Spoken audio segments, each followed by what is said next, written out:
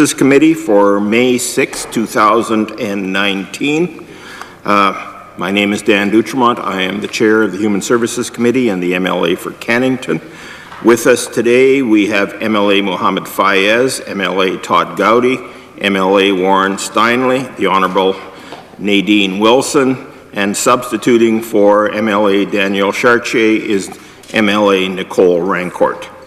Today we will be considering the estimates for the Ministry of Social Services, and later on tonight we will consider Bill number 145, the Residential Services Act 2018.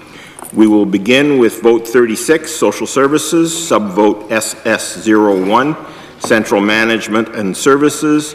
Minister Merriman is here with his officials, and I would ask that officials please introduce themselves before speaking into the microphone. Minister, please introduce your officials and make your opening remarks. Thank you very much, Mr. Chair and committee members.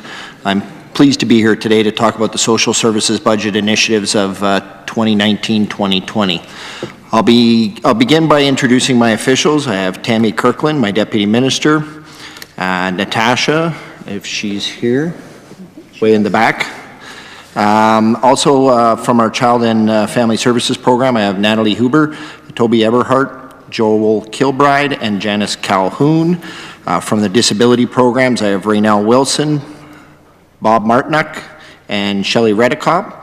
From Finance, I have Lynn Allen and Ray Arscott. From Housing, I have Raynell Wilson and Tim Gross. And from Income Assistance, I have Tracy Smith, Doris Morrow, and Jeff Redicop. On Budget Day, our government announced an increase of $55.5 million or 4.7% to social services budget. The ministry's budget for this fiscal year is $1.23 billion, the largest ever. Today, people are dealing with complex, unprecedented issues and intergenerational issues such as abuse, crime, gang activity, domestic violence, mental health challenges, and substance abuse.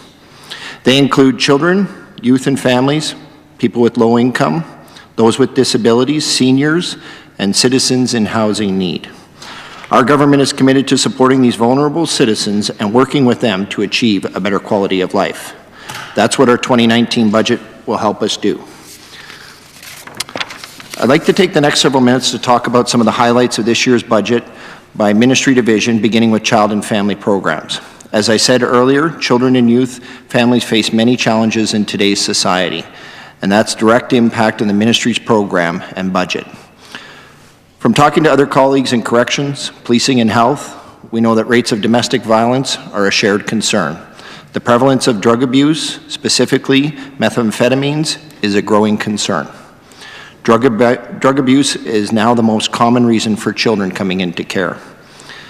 Many children stay in care longer due to the complexity of their issues and their families are facing, resulting in increased costs for a greater need for access to service. That's why in our 2019-20 budget, funding for supports at-risk children and families increased by $29.9 million or 11%. The majority of this funding will enhance the range of services we provide to help keep children safe. The ministry is investing time, effort, and dollars into programming and services that help keep children safely at home with their families instead of coming into care. Community-based partners such as 601 Outreach in Saskatoon, Fox Valley in Regina, the Society for the Involvement of Good Neighbors in Yorkton, and the YWCA Kindred Spirits in Prince Albert provide intensive services to parents right here, or right in their family home. This year, we'll expand the Supportive Family Living Program through a new investment of $1.2 million, and we'll be looking for Indigenous providers to partner with this. Through this program, at-risk families are provided with housing as well as 24/7 supports to strengthen parents, caregiving skills, and keeping families safely together. Unfortunately, in some circumstances, there still are children who are unable to stay safely with their parents and need to come into care. Whenever possible, we look at other family members who are able to provide care to keep children connected to their families, community, and culture. Saskatchewan is recognized nationally for our efforts to keep children with their extended family, In fact, close to 60% of the children in home care are living with family members.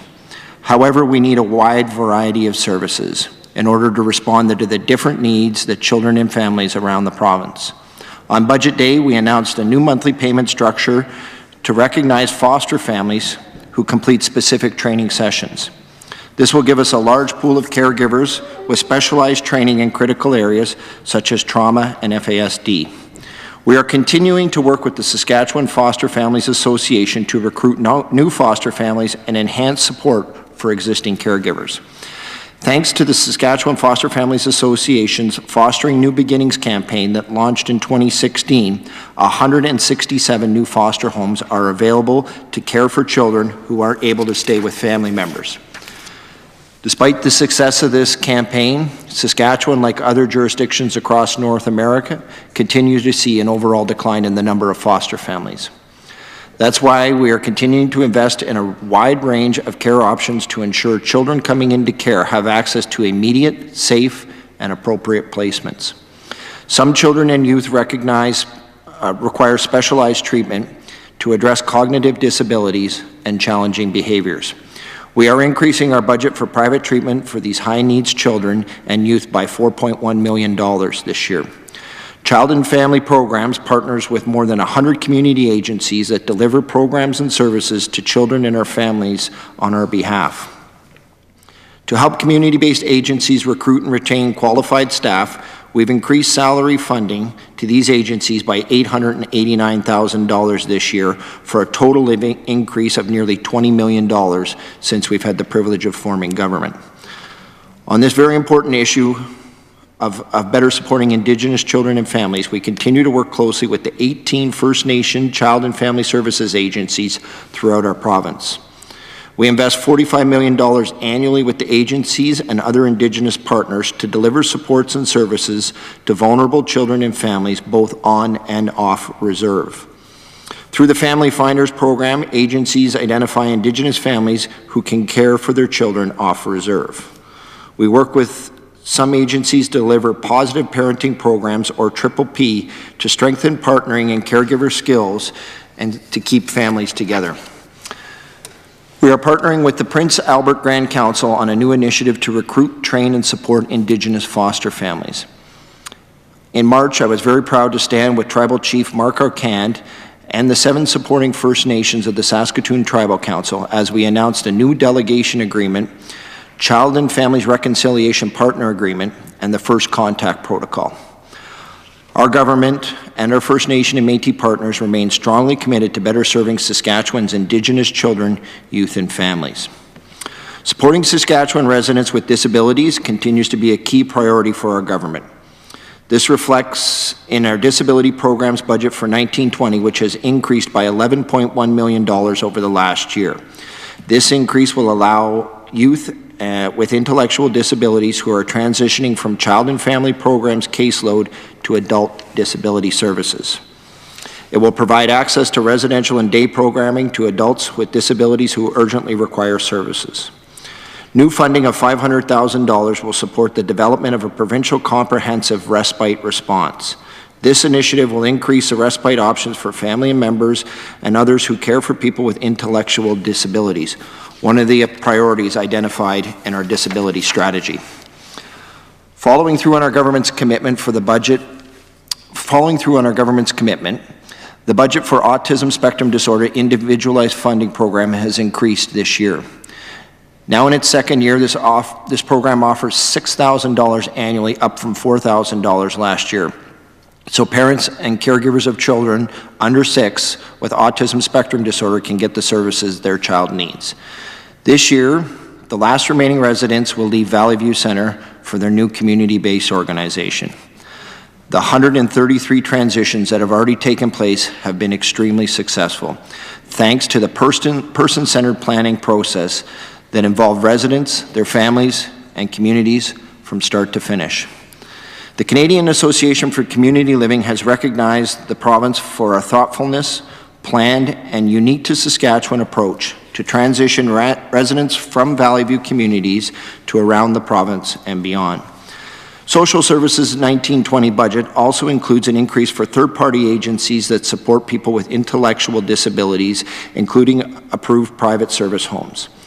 It also includes funding for training for people within community organizations who deliver service to people with intellectual disabilities on behalf of our province. Funding for the Housing Division has increased slightly in the 1920 budget to support our work on our national housing strategy. In April, Saskatchewan officially signed a bilateral agreement with the federal government that will bring nearly $450 million to our province over the next 10 years. Our priorities are to ensure that this agreement reflects Saskatchewan's unique housing priorities, that it supports vulnerable population, and it preserves our existing housing stock for future generations. Lastly, I'd like to talk about the Ministry's Income Assistance Program Division budget for 1920 and some of the significant initiatives we will be launching this year. Overall, the Ministry budget for income assistance has increased by $10 million over last year. This includes an increase of $6.3 million for the Saskatchewan Assured Income Disability Program, or SED program. On Budget Day, we announced a significant increase in the SED income exemptions so beneficiaries who are able to work can keep more of what they earn. Currently, exemptions are calculated monthly. Beginning in the summer of 2019, maximum earned income exemptions will be annualized with an increase from $3,900 to $6,000 for individuals, $5,100 to $7,200 for couples, and from $2,400 to $8,500 for families. Enhancing the SED program is one of the ways our government is working to make Saskatchewan the best place in Canada for people with disabilities to live. The Ministry's 1920 income assistance budget also includes funding for the Seniors Income Plan, Personal Home Care Benefit, Saskatchewan Assistance Program, Transitional Employment Allowance, Saskatchewan Employment Supplement, Child Care Subsidy, and Saskatchewan Rental Housing Supplement. Rental Housing Supplement is still maintaining a current caseload of nearly 13,000 clients. Also on Budget Day, we announced that we will launch new income assistance program this summer called the Saskatchewan Income Support, or SIS program. The Ministry has been reviewing its income assistance programs. We launched the review because the status quo is not an option. Since 2007-8, government funding for income assistance programs has increased by $275 million, or 89%. I want to stress that these numbers include several rate benefit increases, including tripling the Seniors Income Program benefits, introducing the SED program, increasing the SED rate 4 times, increasing shelter rates multiple times, and introducing the Seniors Personal Care Home benefit. However, the increase in income assistance costs also reflects the increase in the number of households receiving support. Since 2007 and 8, our number of households receiving income assistance has increased from $10,000, has increased by 10,000, or 37%, from 27,000 in 2008 to 37,000 households today. If we don't do anything different, both costs and caseloads will continue to grow to an unsustainable level. Income assistance is meant to be the last resort for people who are unable to meet their basic needs, and is meant to provide temporary support until people are able to regain their self-sufficiency. Too many of our clients aren't making the transition back to independence, and they're not achieving the outcomes that they want. Sadly, there are families in Saskatchewan who have been involved with income assistance for more than one generation. We must do better for the people of Saskatchewan. The Saskatchewan Income Support Program will focus on helping people overcome their barriers and move to employment and independence to the best of their abilities as soon as possible. It will include increased monthly income exemptions so people can keep more of what they are earning in their employment. The exemption will be similar to the current structure that was discussed during meetings of the stakeholders that were held following the commitment made in the fall of 2018 throne speech. Because SIS will be simpler than our current programs, our workers will have time that they need to work closely with their clients and to help them make positive change and move to employment or participation in their communities to the best of their ability. People will be our focus, not paperwork. Our workers will be using a new approach to working with their clients called motivational interviewing. This approach encourages clients to make positive changes in their life, including develop their own educational and employment goals. The feedback we've heard on motivational interviewing from both workers and clients is very encouraging. For example, one worker said that motivational interviewing is going to be an important tool to help clients build a better future. One client told his worker that he feels like a new person and has a new sense of accomplishment. Another worker commented that motivational interview training, that they have chosen to sit beside their clients rather than across from the desk when possible. I think this shows a level of partnership with our clients and a plan to make positive changes in their lives. As we announced last year's budget, we have also been working on a new IT system that will support this program. The system that currently supports the Ministry Income Assistance Program is outdated and inflexible and requires a lot of manual effort by our workers that time could be better spent working with our clients directly. The new system will support additions to the change with our programs, improve financial controls, and interface with other partners such as the Ministry of Health. Most importantly, it will allow us to offer client-friendly options such as online application. People will be able to apply for income assistance from anywhere at any time at their convenience. They'll only have to fill out the application form once, rather than having to tell their story multiple times. For the past several months, we've been meeting with other Human Services Ministry to tell them about this program. We have also talked to them about how their program and services will complement the new program and how our new service delivery approach. We are currently working with frontline staff to finalize the details of the CIS program, and that will ensure trained on the new IT system and the new CIS program.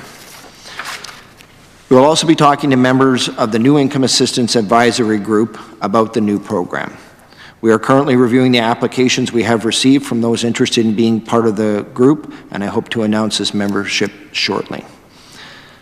Having a group of citizens and stakeholders provide feedback and guidance to us on income assistance program, including the launch of CIS program, will be invaluable. Before we launch the CIS program this summer, I will be holding a news conference to discuss the details of the program. Clients receiving benefits through our current program will not be immediately affected by the introduction of CIS. Our focus this year will be on launching the new program and enrolling new clients. We also want to work closely to monitor the supports and services we're providing to ensure clients are achieving successful outcomes. I began my remarks by talking about our government's continued investment in the Ministry of Social Services, an investment that enables us to continue to respond to the needs of Saskatchewan people. We will make no apologies for investing in program and services to help our province's most vulnerable. At this time, we are continuously looking at ways that we can improve our programs and services, be more effective and efficient, and make the best use of the public funds. Over the last several years, the ministry has made changes to many of its policies and programs in an effort to control cost while still giving people the support they need. With the $1.24 million investment towards expanding the Supportive Family Living Program, we will be better positioned to offer families a safe and supportive alternative to maintain their children safely at home and avoiding placement in care. Once the new Saskatchewan Income Support Program is fully implemented, we will expect it will save the province money in the long term by reducing the number of people who rely on income assistance in the time that they are on our caseload. But most importantly, we will be seeing the success of our clients. In closing, I want to thank my officials for their diligence in preparing the budget that respects both the financial capacity of the province and the needs of our clients. I also want to thank everybody in the ministry for the hard work they do every single day to help improve the lives of thousands of Saskatchewan people. You won't see it in the news stories. However, reuniting families, providing housing for people that are considered hard to house, helping those with intellectual disabilities will be included in their communities, supporting people with low income until they become self-sufficient again. These are the true measures of our success. I am confident that the Social Services 2019 budget will allow us to continue to deliver programs and services that make a real and lasting difference for those we serve. Thank you, Mr. Chair, and to the committee members, and I'd be happy to answer any questions. Thank you, Mr. Minister. We will now proceed with vote 36, Social Services, subvote SS01, Central Management and Services. Are there any questions? I recognize Ms. Rancourt. Thank you. First of all, I want to thank all the officials for being here today. I know it's a challenge to schedule something like this, and it's going to be a long day of having all the estimates scheduled in one day. So hopefully we can manage through this, and I appreciate you being here because it's so important to be able to get some of the answers with regards to the different levels of ministry. And I know social services is very complex, and I appreciate all the work that you guys do, and we have the utmost respect for especially all the frontline workers who are working in our agencies and working with oftentimes the most vulnerable people in our province. So this is a challenging ministry to work under, but it's a very important ministry. And so I'm happy to be back in this chair. I have an interest with regards to social services because of my professional background. And so I hope you realize that sometimes I'll be asking some really difficult questions, but it's important to have that lens and be able to come up with some ideas together. So I'll be asking many questions, and so bear with me, please. So can you break down the full-time equivalents for each department, and has there been any department that has seen any changes with the number of staffing?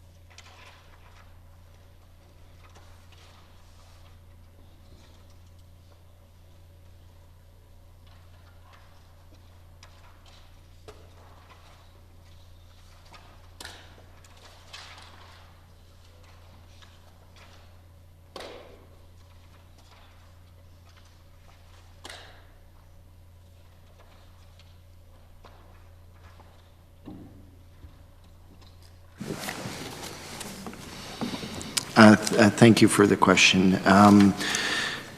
Our overall FTEs have gone up by 7 from 1,852.5 projected in 2019 from 1,845.5 that was in 2018-19 budget.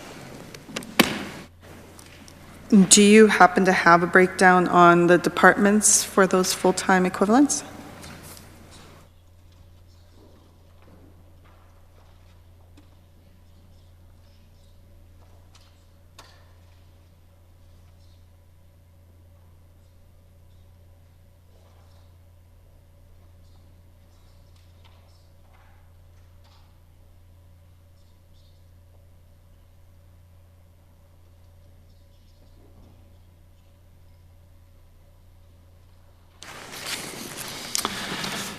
The changes in each area where we have, I'll just go through them. With our central management and services is up 17.3. Our income assistance services, our base FTE adjustment is up by 20.3. Income assistance redesign temporary staff service delivery positions is 7. And to address historical FTE pressures is up 16. Child and family services, our base FTE adjustment is up 51.1. And within child and family services as well, to address ongoing FTE pressures and workload, 25.7 increase. Our base FTE adjustment for client support is up 9.9. Housing, our base FTE adjustment is down by 9.2. Our disability program and services, our base FTE adjustment is up by 29.4. And under disability programs and services, decrease in utilization by Valley View Center is down by 41.7. And are there any staff being seconded to Executive Council?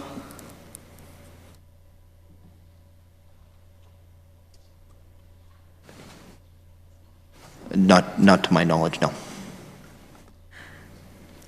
And how many of the full-time equivalents that are projected for 2019-20 in management?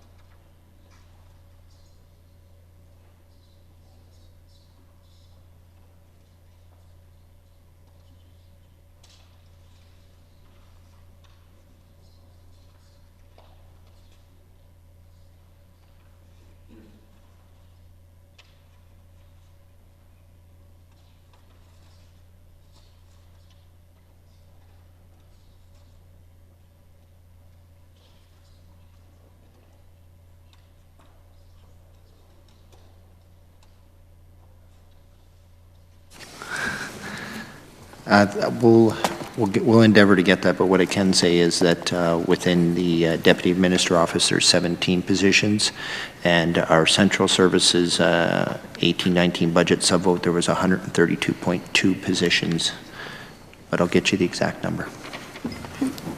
Thank you. Has there been any efficiency incentive initiatives taking place, such as a hiring freeze or vacancy management or any out-of-province travel limitations?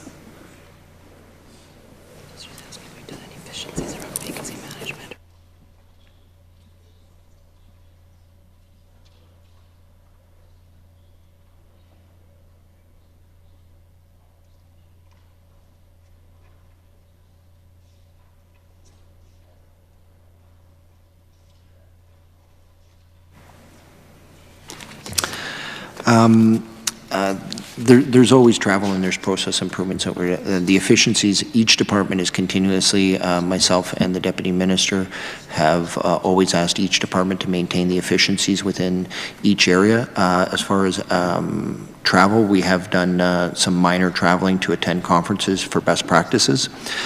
We have also, that's where we were able to get our conference or get our information on motivational interviewing, was by attending one of these conferences, and that is pointing out to be extremely valuable for us. So was there any other efficiency initiatives that took place, especially with regarding a hiring freeze or any vacancy management?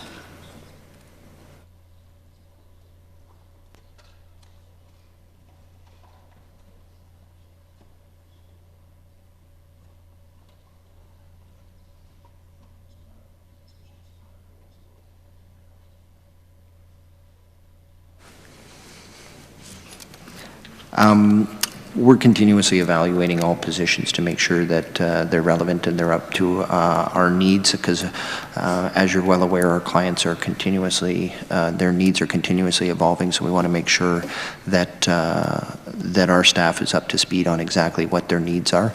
But there has been no hiring freeze or anything like that in social services. What we have been doing is being able to move, as I just listed before, some of the positions that were currently or were historically at Valley View into areas where we see the most need. And is there any work that was formerly done internally that's been outsourced to private contractors in the past year?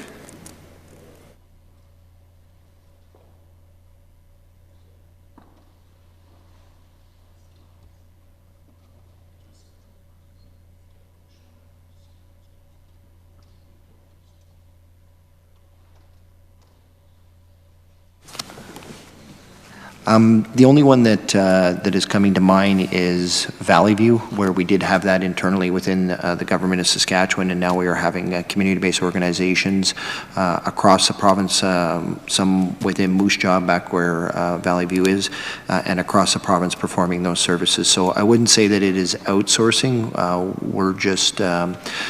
We've just adapted what our clients' needs are and trying to meet their needs on a local level. So has there been any additional funding within this budget that's been put aside for those increased contracts?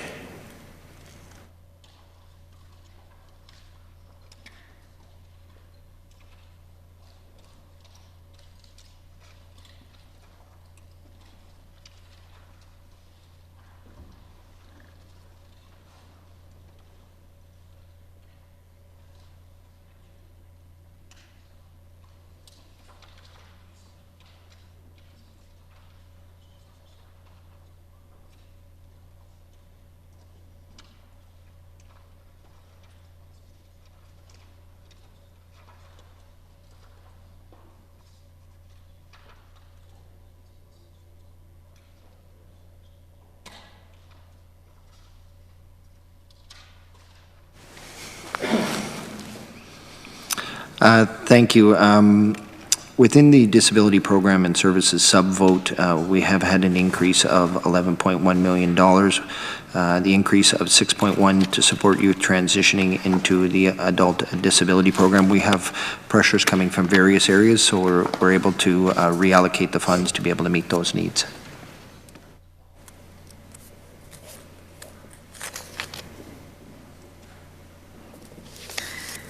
So in the auditor's report, she indicated that the ministry does not have an effective process to identify and disclose contractual obligations, and recommended that the ministry implement and process a process to appropriately identify and disclose contractual obligations in its financial reports. So what has been done by the ministry to improve this process?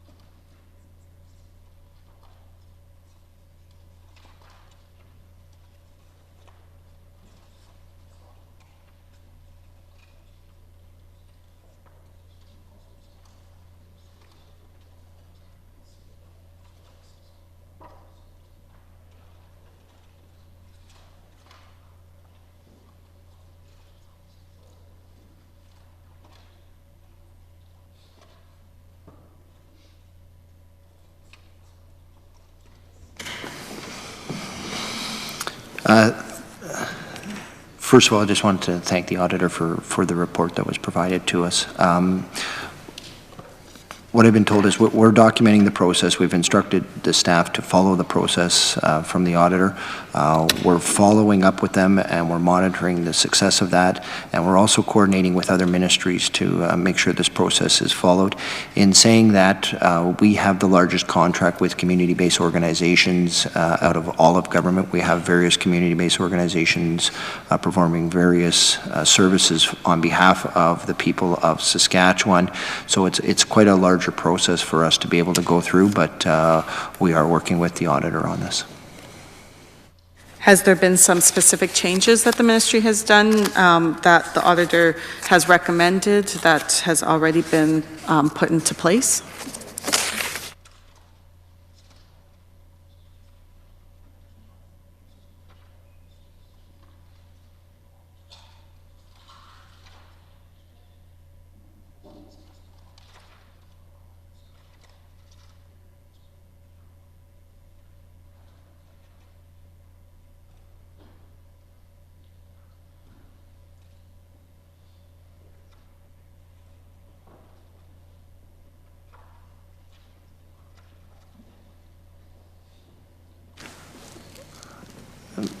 Thanks for the question.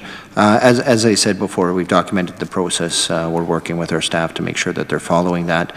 As far as specific, we have policy within place to be able to make sure that this is followed through and adhered to by our staff. We've also discussed with finance to make sure that it is meeting their needs and continuing to monitor the process. Also, another concern that was brought forward by the auditor was the fact that the ministry does not receive or review all the required reports from CBOs in a timely manner. So how is this being addressed by the ministry?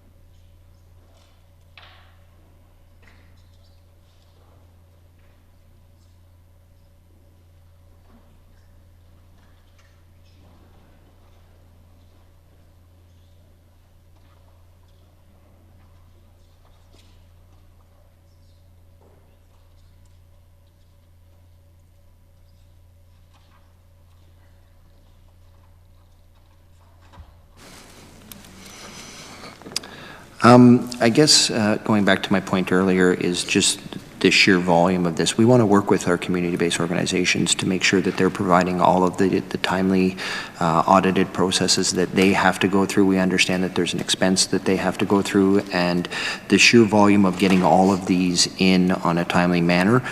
We continue to work with our community-based organizations to make sure that they are following that process, that it can come in a timely manner, and then we do our analysis on that to make sure that it's meeting our needs. But again, we have some large community-based organizations, but we also have some smaller ones, so we want to be able to try to get them to get it in a timely manner, and we continue to work with them on that. Yeah, it seems to be a very important process that needs to be done to ensure that that the CBOs are receiving the funding that they need, and so has there been additional staff hired to manage this if this is becoming a more cumbersome task for the ministry? Or what is the plan going forward so that you can meet the goals and objectives that the auditor believes that the ministry can?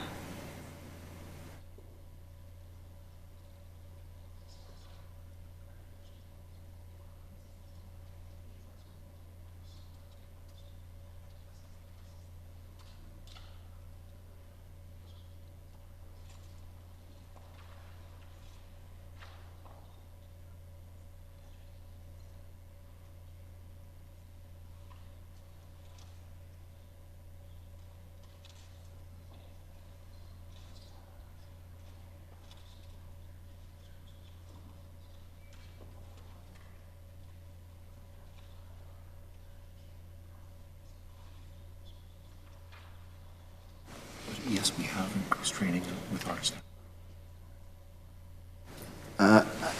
I guess the general answer on that is we want to continue to work with our community-based organizations to make sure that they're successful and they're meeting our needs and that they're meeting the policies and procedures that we have in place.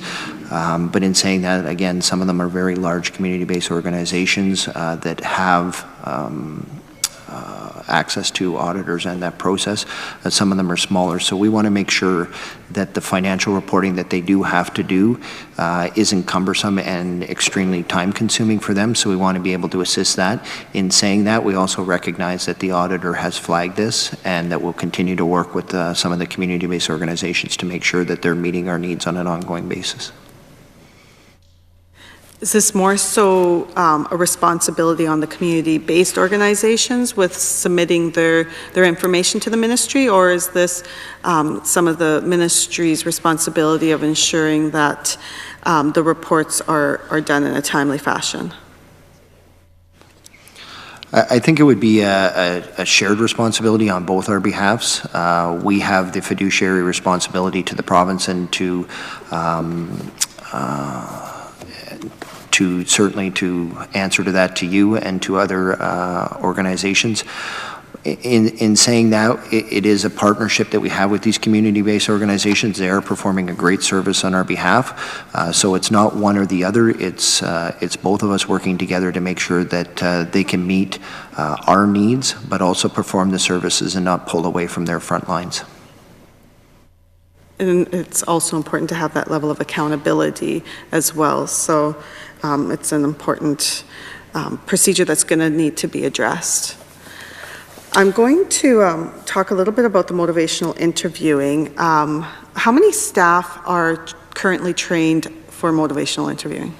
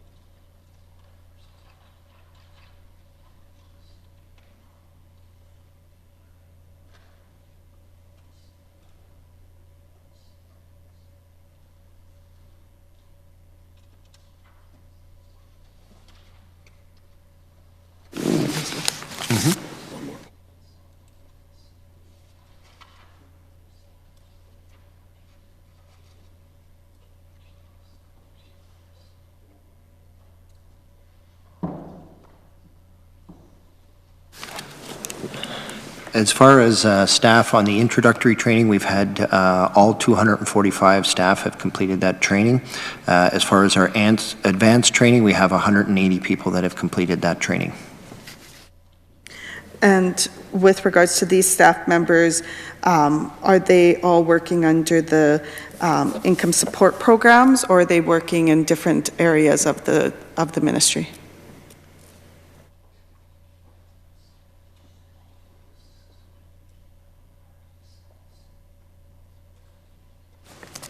It would be mainly in the income assistance side of social services. And when did this training start?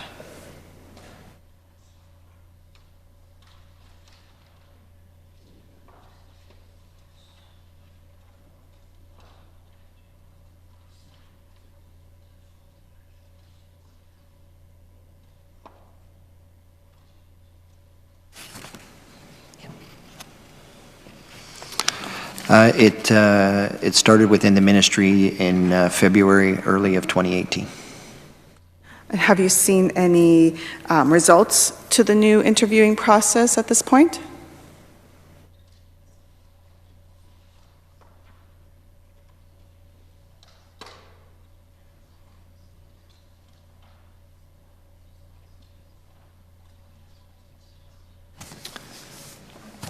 Yes, we absolutely have. As I touched on in my opening remarks, feedback we've heard on motivational interviewing from both workers and clients is very encouraging.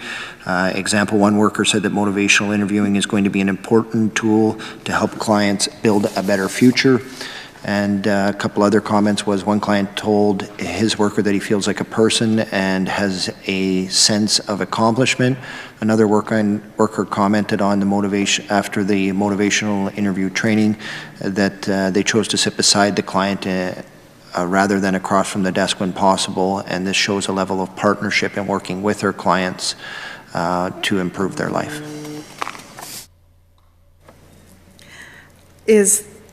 Are the staff encouraged to use the motivational interviewing for all clients who are applying for income support, or is it just in certain programs?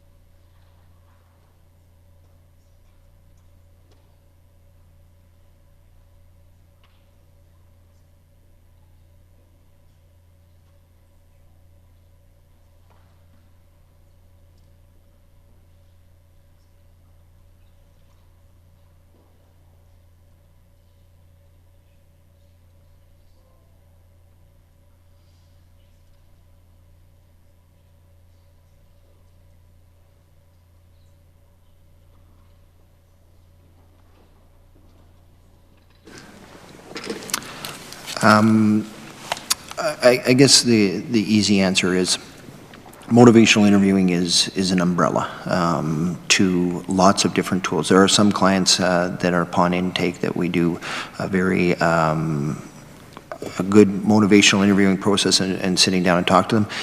And if need be, there are other tools within the motivational interviewing toolbox, so to speak, that we can dig a little deeper and get some more information. So it's not a one-size-fits-all. It's we're able to customize that motivational interviewing to the client's needs, and we don't really know that until we actually have that sit-down conversation as to what their needs are to be able to see where we need to go within the motivational interviewing process.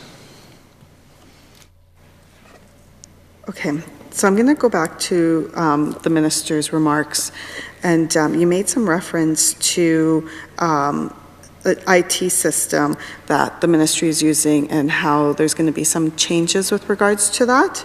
I was wondering if you were making reference to the link-in system, or if it was a different system. No, that's not in reference to the Lincoln system. This is a new system. And what does this this outdated system that you were talking about, what does it currently manage and what areas is it used in? It's used within our income assistance. It's part of our processing of everything from the intake of clients, the documenting of their file, to the process where the client gets their check at the end. So it's an all-encompassing, and it's a very dated system, and we've built a system on top of system.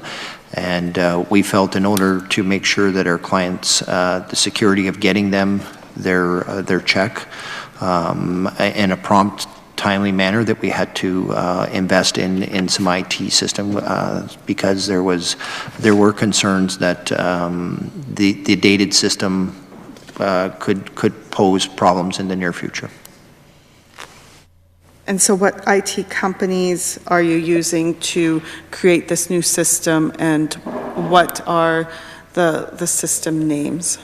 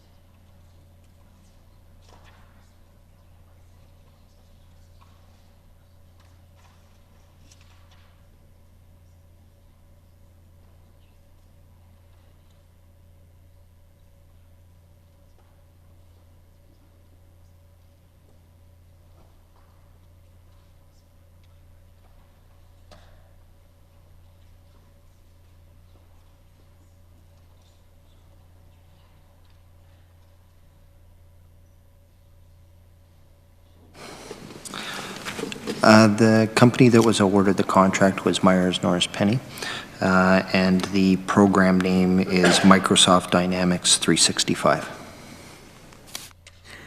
So, how much is the cost for the contract and the program?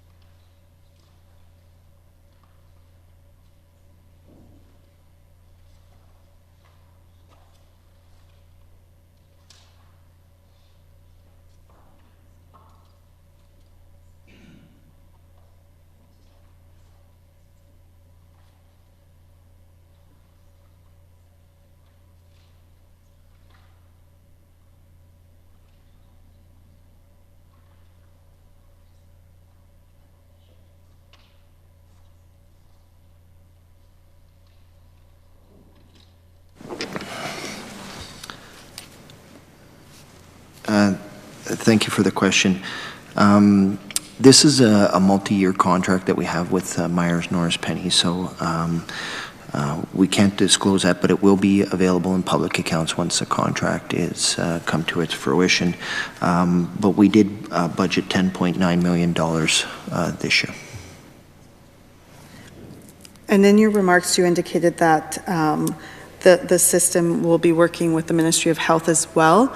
Would there be a sharing of client information, or what would be the relationship with the Ministry of Health with regards to this new program?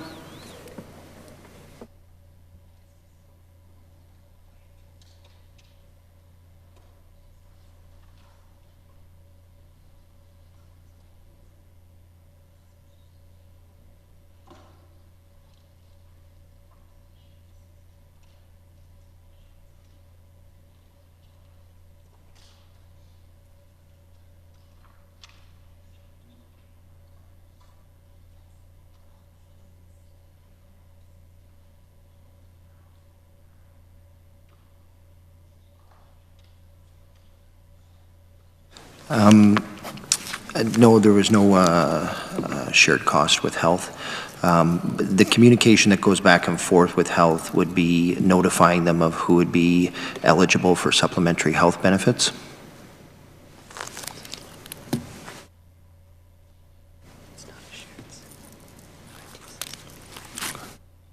So the information that would be shared with health, or what kind of client information would be shared between the two agencies?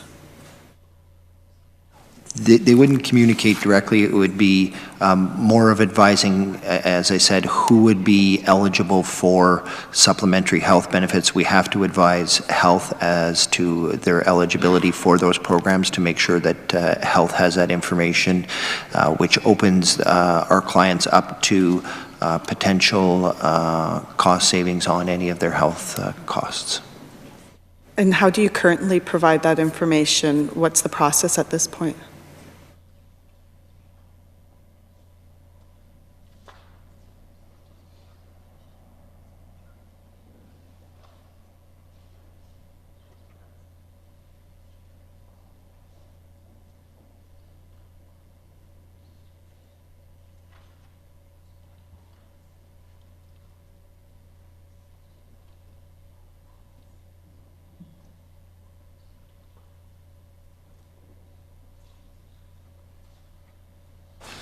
We do it now. Obviously, we have to advise health of any of our clients that are eligible for supplementary health benefits. This would just do it in a more efficient way to be able to provide that information to health in a more timely manner. And going back to the auditor's report, she indicated that updating the LinkedIn system to protect it from known security vulnerabilities, that was being problematic and that it's not up to date. So what is being done to correct this?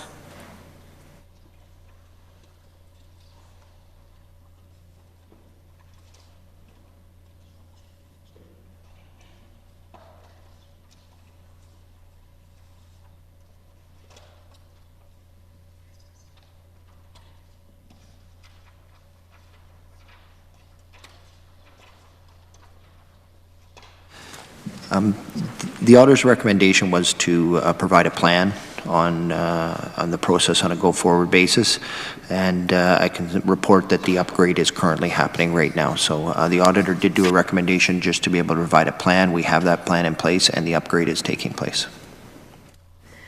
Okay, so I'm going to go back to more HR stuff. So how many positions are currently vacant from region to region?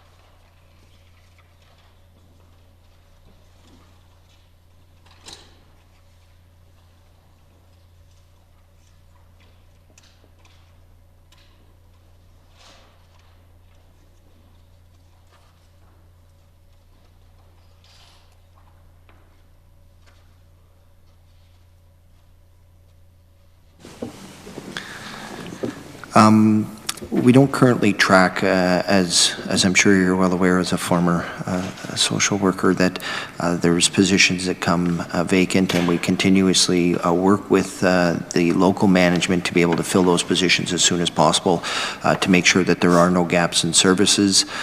People are moving within social services, either geographically or within social services. There's an advancement of position.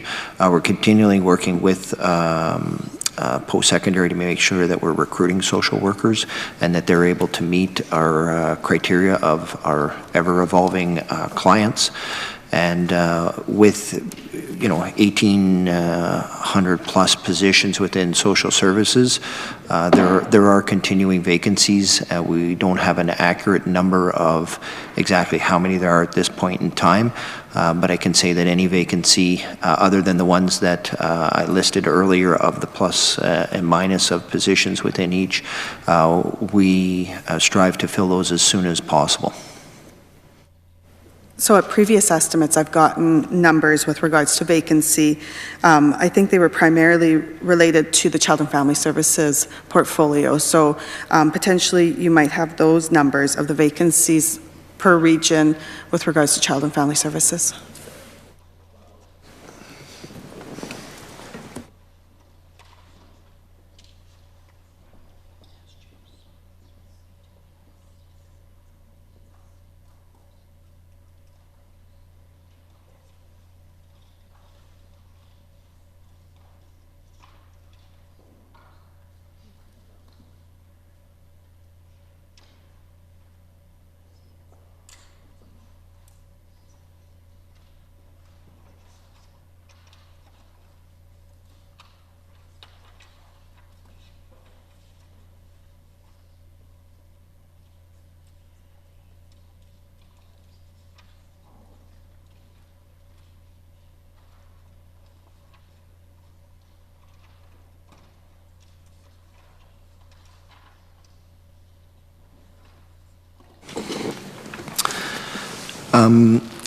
Again, as I said, we have, there's always within any organization or government agency, there is a lot of movement. We have maternity leave, paternity leave, vacation. There is always a backfill for somebody that if there is a sudden illness or something that is planned, we make sure that our human resource strategy includes all aspects of what is coming. We do have, again, it's a floating number. As of February, we had 34 staffing actions, which means that they're in various positions of either moving into another position. It could be a vacation. It could be, like I said, a maternity or paternity leave. So we do have that number that is floating, but again, we make sure that all positions are backfilled, part of our human resource strategy, as well as on our succession plan as well. So it can get quite costly to backfill these positions. So how much money is being spent on travel expenses for individuals backfilling these vacant positions?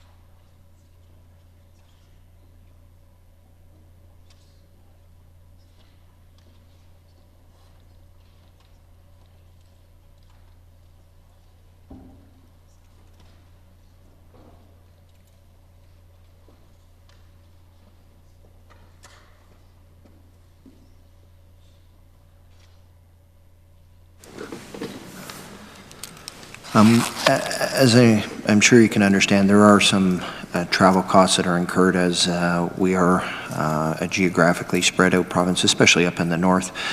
And there are some areas that we would consider where we have to infill some staff in there to make sure that we are meeting the current client's needs, and if there is something that occurs within that area, we want to be able to relocate staff into that for a temporary period of time to make sure that that we're meeting the needs. And it's mostly, again, within child and family services. But I can report that now this is just general travel up in the north from October of 2016 to October of 2018. The total travel cost for employees was just over $290,000 for child and family services.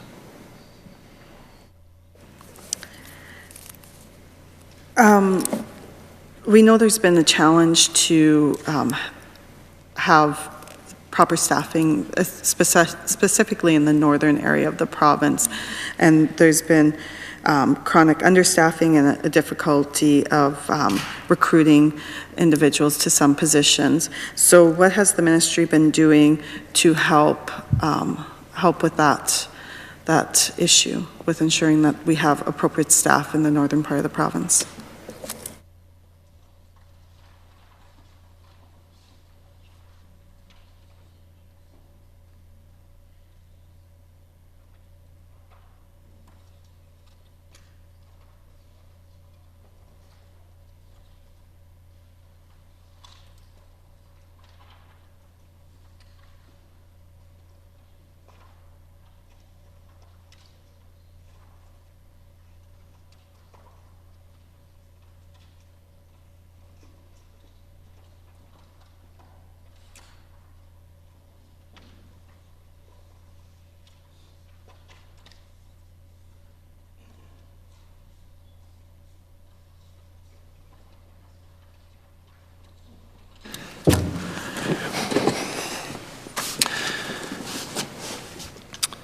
Just go over a few points here. Our provincial staffing model has been adopted for all child and family protection hiring to ensure that staff have been recruited consistently.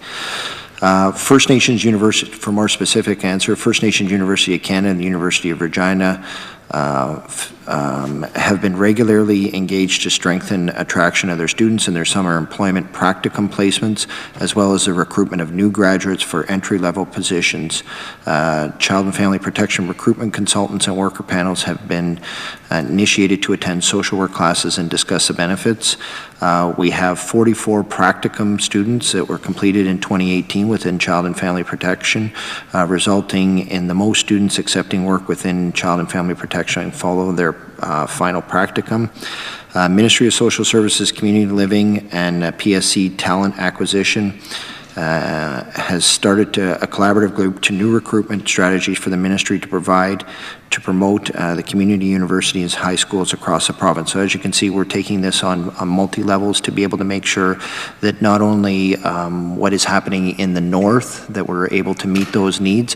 Again, we're trying to recruit within the communities if possible. To make sure that there's that connection to culture and certainly to community. But we're looking at it at all levels to make sure recruitment in the north is a challenge for all ministries and all organizations.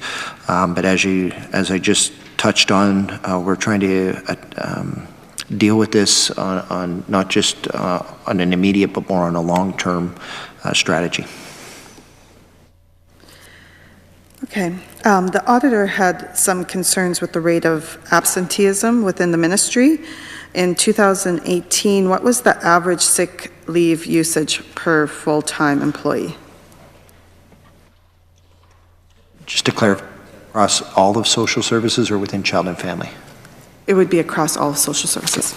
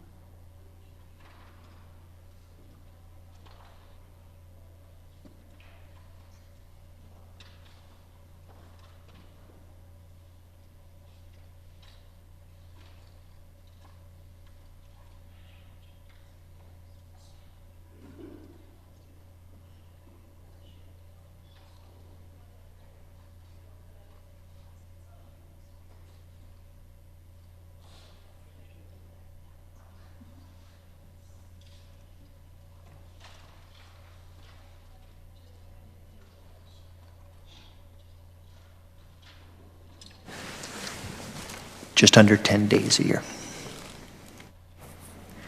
So, as the auditor indicated, that it's challenging when you have a high level of absenteeism, especially in a ministry like social services, because you're delivering services to the most vulnerable, and with regards to sick time, short-term sick time, you're not replacing those individuals, so it puts a lot more pressure within the other staff in those agencies. So what is being done to address the high rates?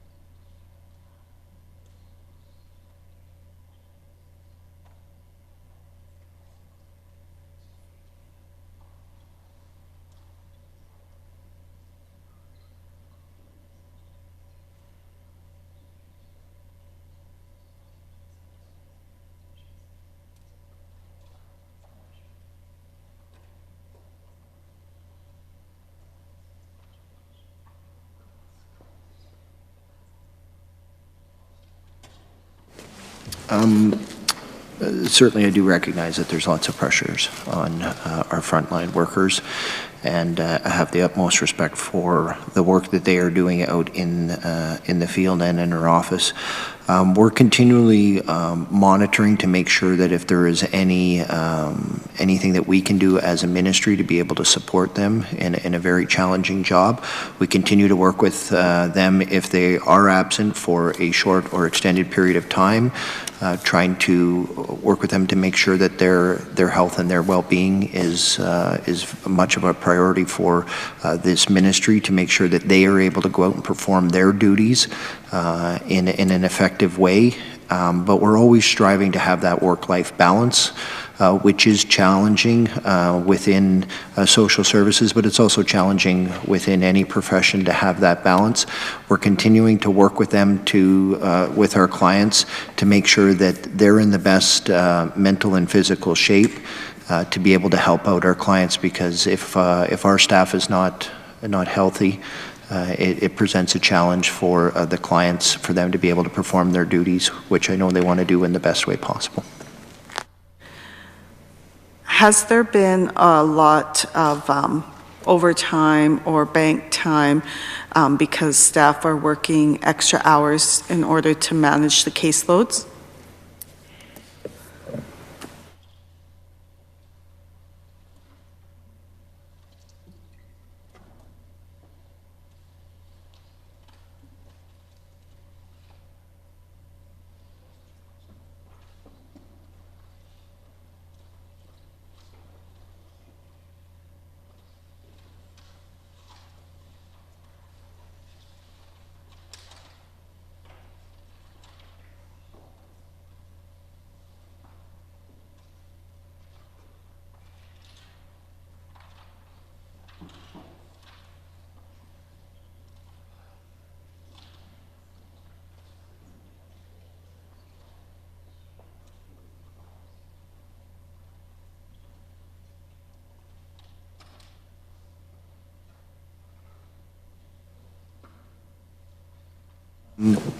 Just to kind of give a general answer, there's, depending on what our caseload is, and there is a lot, overtime is certainly required. As again, you're aware, social worker and social services is not an 8 to 5. A lot of the time there is some type of issue or crisis that has to be dealt with after hours, and you have to have that specialized training to be able to go in and deal with that.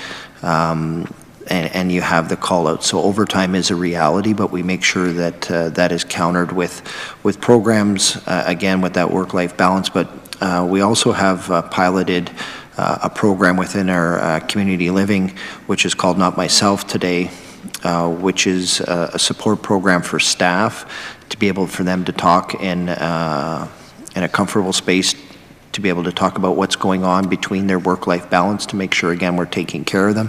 And we're working on rolling this out to the rest of social services to be able to, as it has been successful, we want to roll it out to other areas of social services for them to be able to, if there are some concerns on either a mental health issue or some physical safety issues, which is also reality, the overtime, any of the bank time, we want to make sure that we're trying to meet our staff's needs, and that they're, which allows them the ability to meet our clients' needs.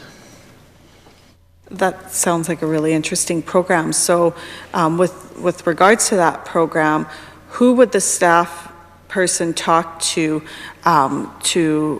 talk about the issues that they're facing? Would it be an assistance program, a family assistance program, or would it be other staff members? Would it be supervisor? Who is managing those, the support within that program?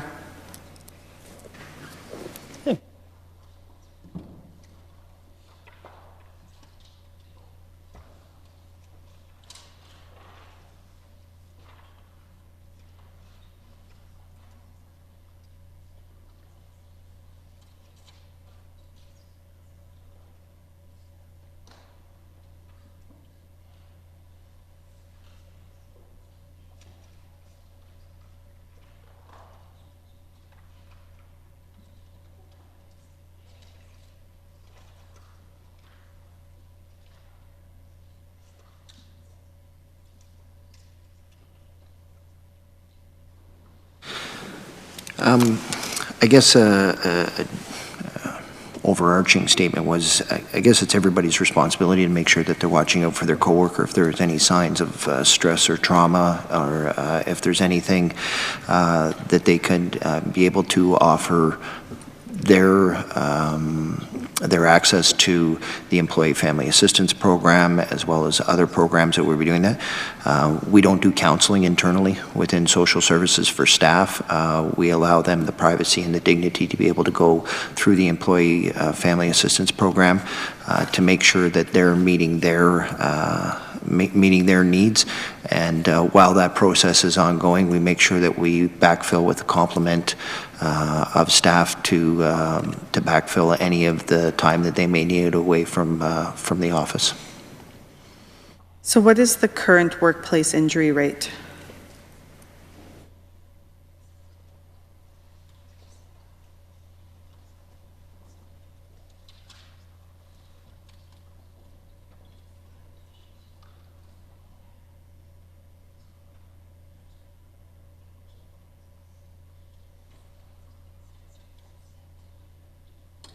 I'll just give you an update on the overtime. We do have a more accurate number while we're trying to find any of the workplace injury numbers. The non-FTE placements or people is 1,799.4. Out of that, we have 22.9 positions on an annual basis that are overtime. So it comes down to about 1.2% of the total FTEs is considered overtime. On the workplace injuries.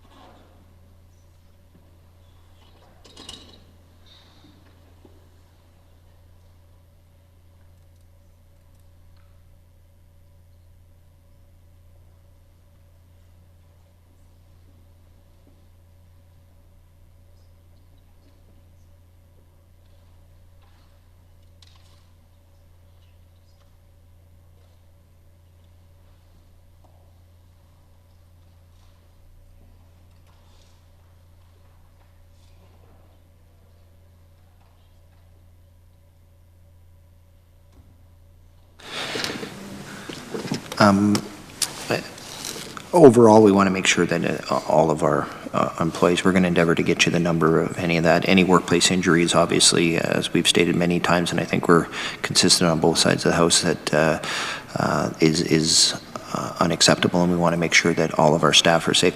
In saying that, also, our staff are going into some very challenging situations where we might need assistance from either local police or some type of safety and security to make sure that our staff is protected while we're trying to go in and perform the services that we are. We'll get you the number on that, but again, we want to make sure that our staff, if there's any workplace injuries that are caused by going into a specific location, we want to make sure that that number is as low as possible on an ongoing basis. But as you're aware, there are some challenging situations that our staff are going into, and we want to make sure that they're safe. When you calculate what your ministry's workplace injury rate is, because my understanding every ministry does that, within that calculation are trauma-related injuries also included in that number?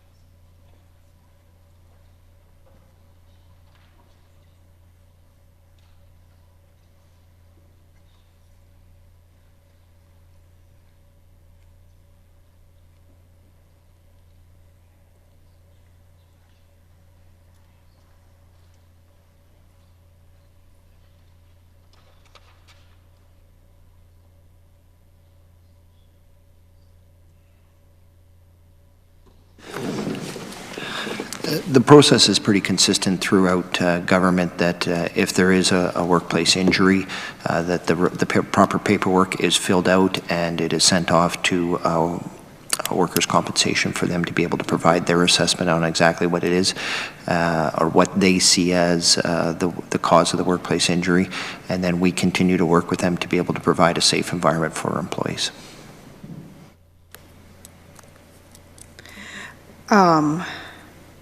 Okay, so in with regards to the ministry's annual report for 2017 and 18, it indicates here that your total injury rate for 2017 was 4.74%. So I believe that that has been decreasing, which is good to see, because we want to ensure that staff are safe. And it does indicate here that that it looks like it also includes the exposure to violent incidences when dealing with clients and the public. And so I know I talk to individuals who work with the ministry often, and like you said, they deal with some pretty traumatic events at times. And so we have to really take note that that has an impact on their mental health, and it's important that we have those discussions and talk about that. And so what has been, you indicated that there was this program within a portion of the ministry that helps deal with that, but has there been any other programs that the ministry has been putting forward to help ensure that the mental health of frontline workers is being managed?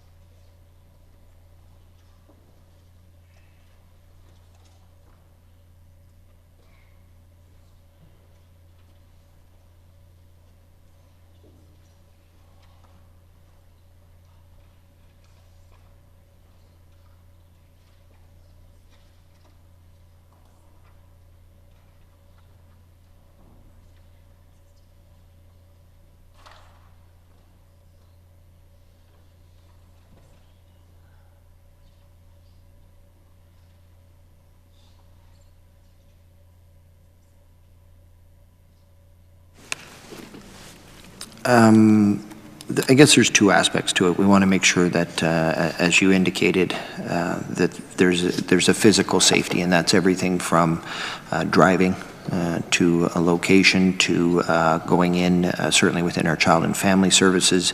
If there's a potential volatile circumstance, that the physical safety is there. But in following that up, we also want to make sure that the mental health safety is there as well. And that's, again, why we did we piloted the Not Myself today, so a staff member could have that opportunity to feel that they can communicate to their supervisor or to a colleague and be able to talk about some of the circumstances that they are dealing with. And again, the backfill for that is our Employee Family Assistance Program. And there's also, if somebody needs to be able to attend one of those counseling sessions, that we would make sure that that's available to them throughout this process. But again, we want to make sure that their physical safety and their mental health is first and foremost, because again, if they're not in a physical spot where they can perform their duties, or the mental health is challenging for them, we want to make sure that they're in the best possible way so they can serve our clients' needs. I think that's an important discussion to continually have and be mindful of the difficult work that they do. So I'm going to move on to a different topic right now. When we were in supplementary estimates, there was a bit of a discussion of how the government is moving from utilizing government-owned vehicles and using more rental cars. And so how has this transition been?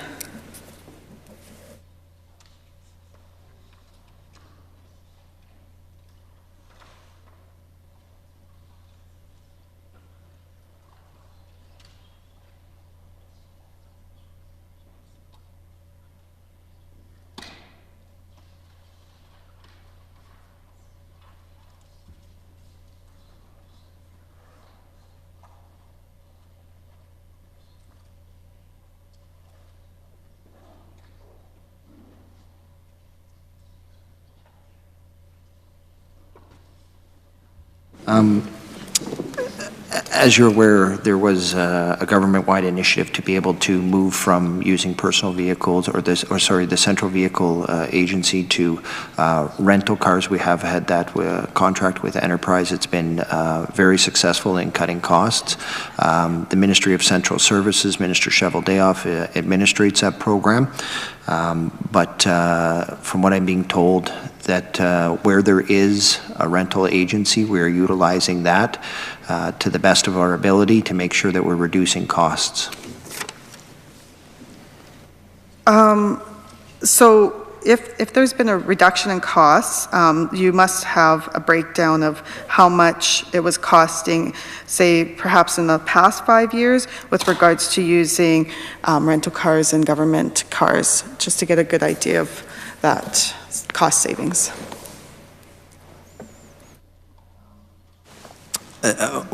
I'll endeavor to touch base with the Minister of Central Services to see if they track all of that information on the cost savings on a ministry-by-ministry basis and overall for government, and I'll see if we can get that information and bring it to the committee.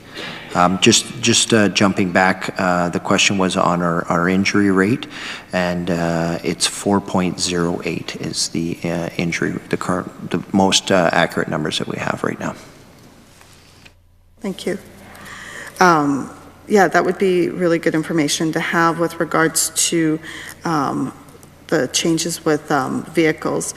I know there's been some discussion of how it's been a challenge. Maybe other ministries don't utilize vehicles as much as the Ministry of Social Services does, but oftentimes employees are at the beginning of the day, they have to hunt down what vehicle that they can use.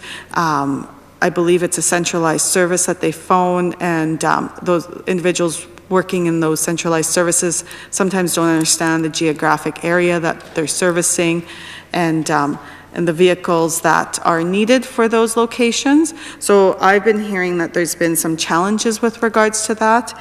And so I understand that this was a government-wide decision, not necessarily one made by this ministry itself, but I could see how it would particularly have some challenges with regards to the Ministry of Social Services due to the fact of the complexity of the areas that you service and the amount of usage that you would need to utilize vehicles. So I don't know if you've been hearing some of these similar concerns or issues, or how you've been addressing that, or if there's been some changes in the process of how individuals are receiving vehicles to perform their daily duties.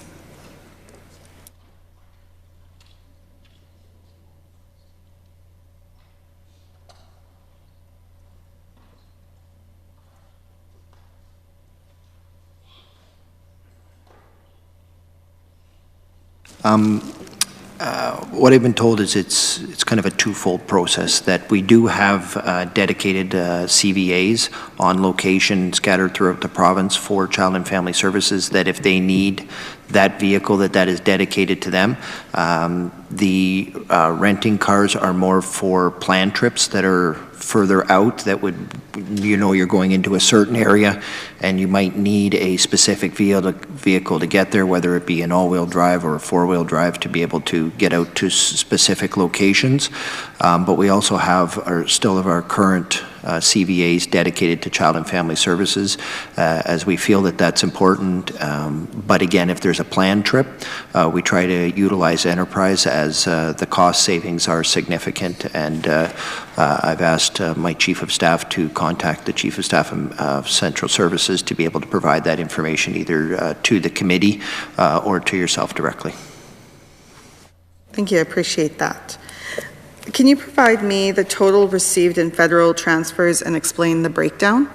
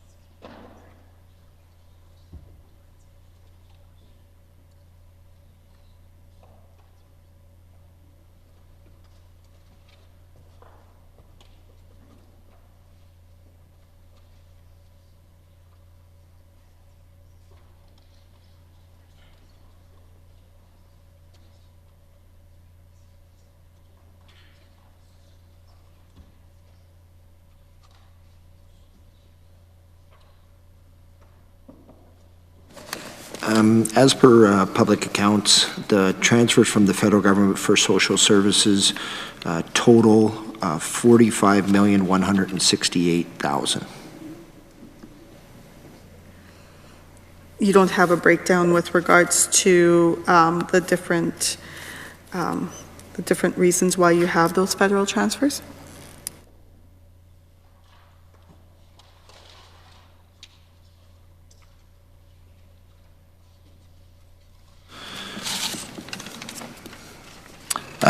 The breakdown that I do have here, and again, these are 17-18 numbers, is $26,500,000 for special allowances for children in care, and what was at the time called Aboriginal Affairs and Northern Development Canada, or AANDC, was $8.8 million. So information provided from previous estimates that I was reviewing indicated that the total received under the children's special allowance went back into the general revenue fund. Is this a regular practice?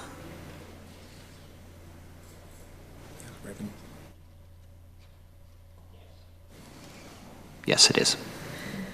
So where does, and in previous estimates that I've read, it indicated that you get some federal funding from the Young Offenders Agreement and from the Indigenous and Northern Affairs. So does the money from those two agreements, where are they distributed?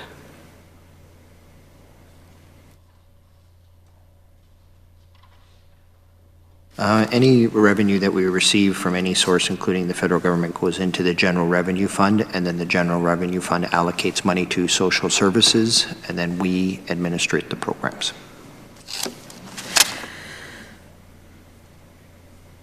So what were the ministry's top capital priorities going into this budget cycle?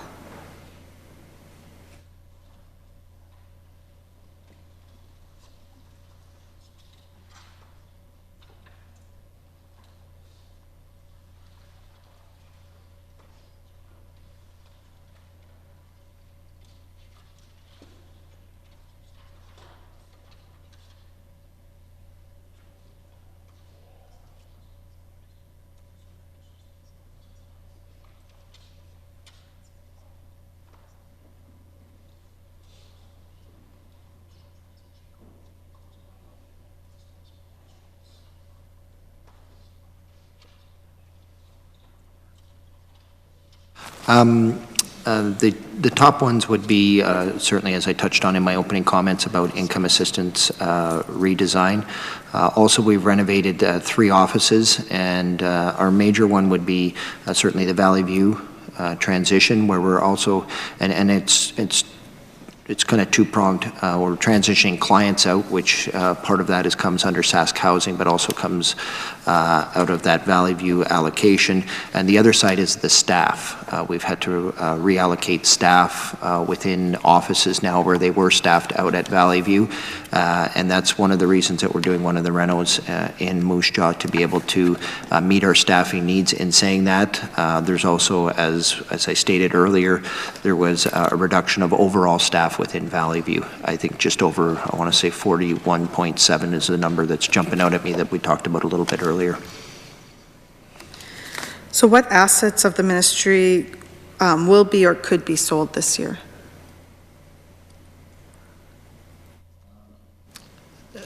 The only assets that the ministry is working with community members are within our Sask Housing, where we have our better use policy, that those assets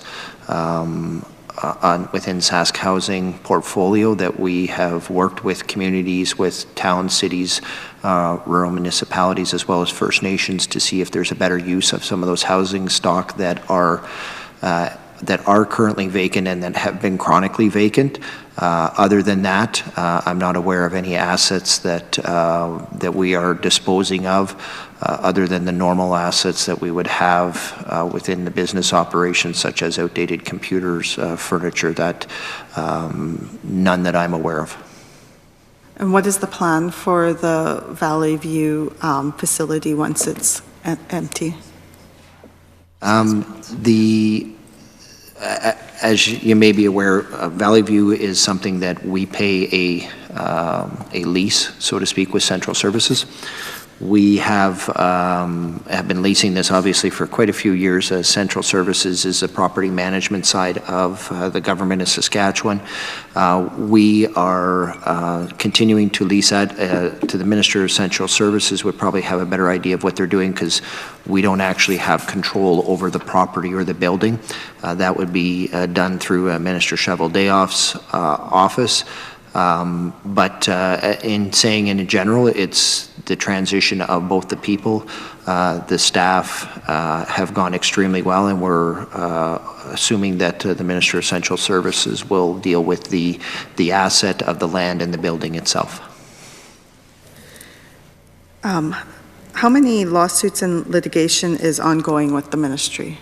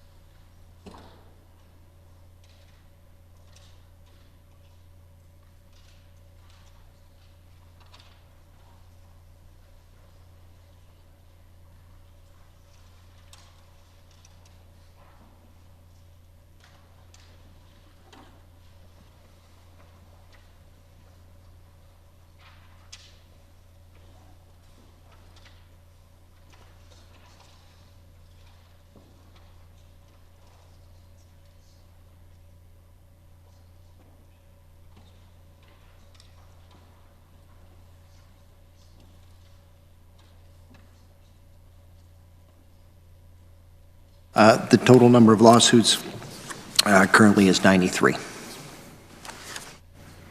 That was the same number at December of 2017. Are those all the same cases? Has there been no new cases or?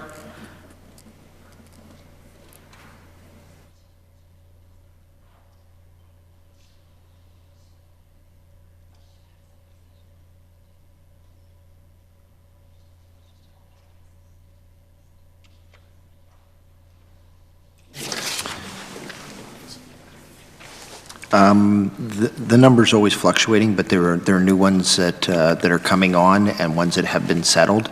So the number does have an ebb and flow to it. And I know that these cases are sensitive and you're unable to discuss them, but is there the ability to be able to indicate which areas of social services these lawsuits are involving? So for example, child and family services, income support, housing.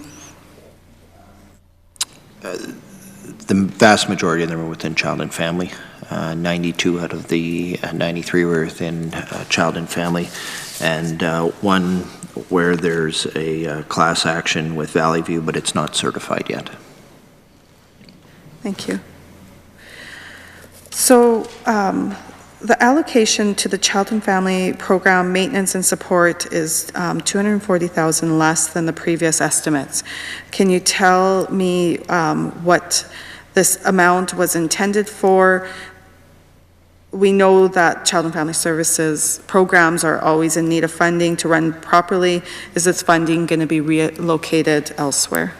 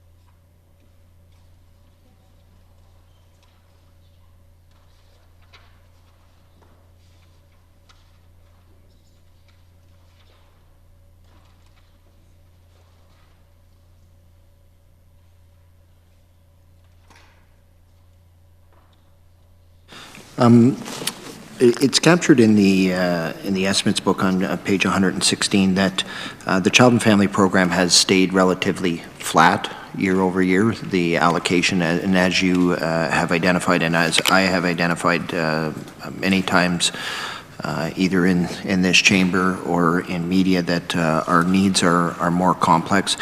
But there has been an increase from $99,000 up to million. So I was like, that was relatively low. $99 million up to $127 million in community-based organizations where we're getting them to perform the service. So it isn't that the money has gone down, it's just gone to a different line item in the budget. And on page 116 towards the bottom, you can see that the number has actually increased overall from looks like $270 million to $300 million. So it has reflected the needs of our clients.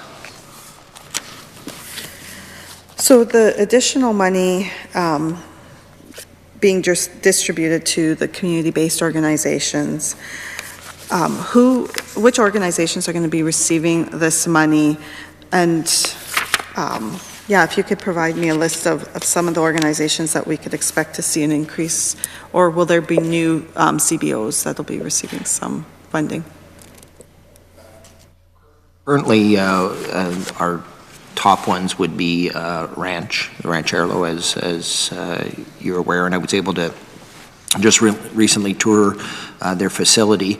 And as you are also very well aware that those are our most complex cases that we have.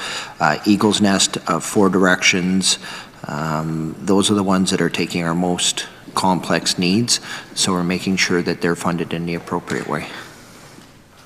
So is this additional funding going to be an increase in the funding that they get per youth, or will this be for additional services that they'll be providing?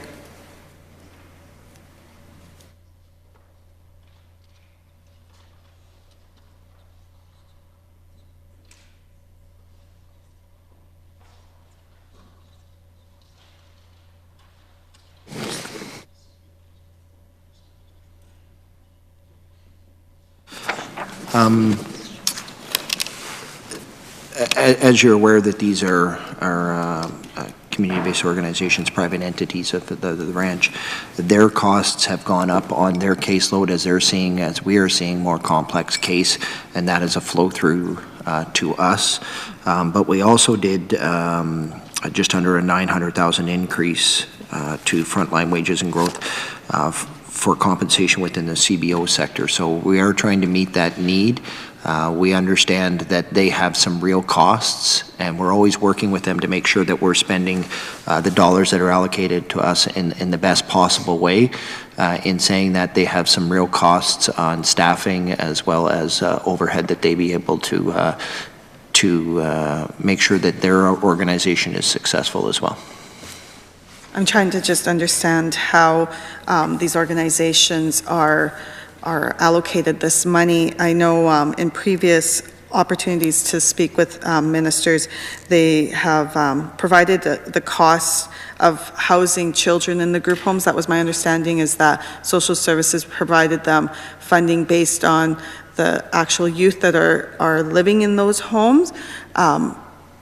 Maybe my understanding is wrong, but how does social services determine how much they provide to group homes? Is it based on like what you would do with foster parents, paying based on how many foster children they have in the home, or are you giving them a total amount and then they got to manage that based on whatever numbers they have?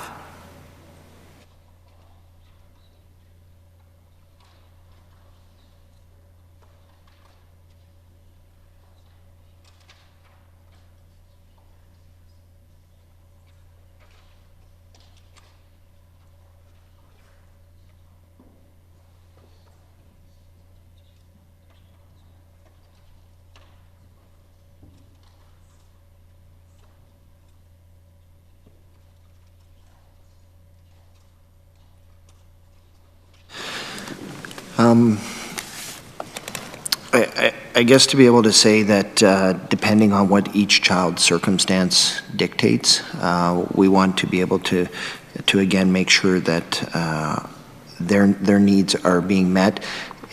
Also, the younger the child, the more supervision that child would need. Obviously, a two-year-old that's temporarily coming into care with very complex needs could, and what we've seen does actually require more intensive supervision versus a 15 or 16-year-old, which could be fairly independent, and we could just be monitoring behavioral issues. But it very much depends. Some of it is on a fee for service, but it all depends on that individual, and that's why we do that individualized assessment to make sure that we're trying to meet their needs, and each child that is temporarily coming into care of the ministry has unique needs, and we want to recognize that and try our best to be able to meet their needs. My understanding, and I have more experience with knowing what Ranchero and Eagles Nest provides for communities, because in Prince Albert, that's our two biggest group homes that we have there.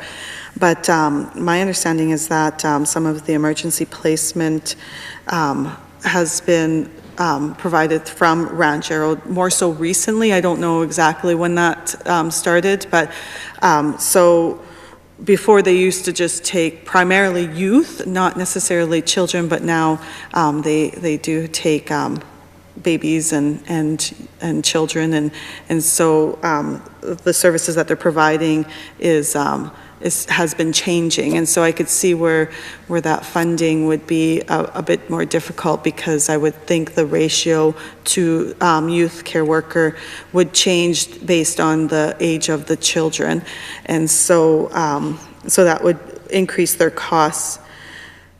Do you have a breakdown of children that are in care that are in foster care homes, group homes, or stabilization units?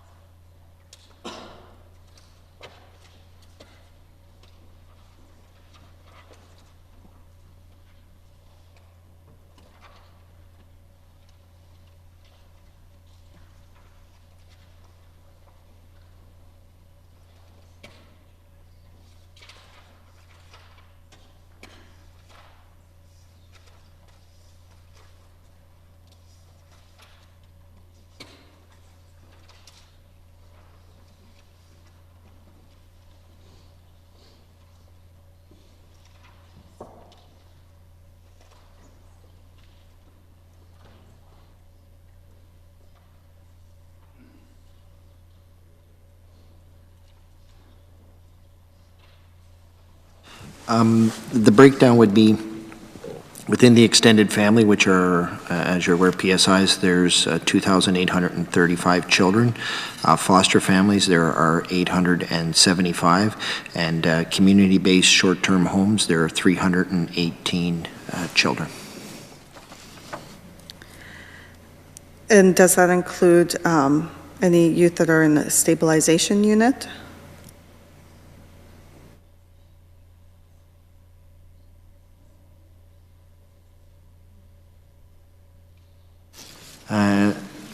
In the private treatment of the stabilization, there would be 154 children.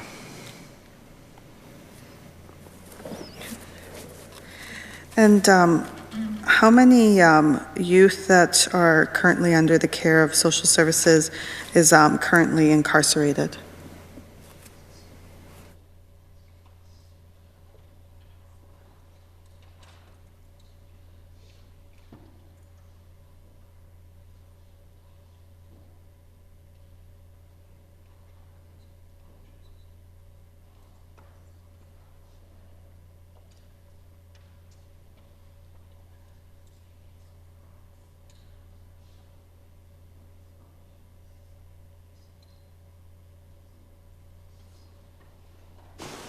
We'll have to touch base with corrections, and we'll provide copies for the committee. We'll provide 8 copies, I believe.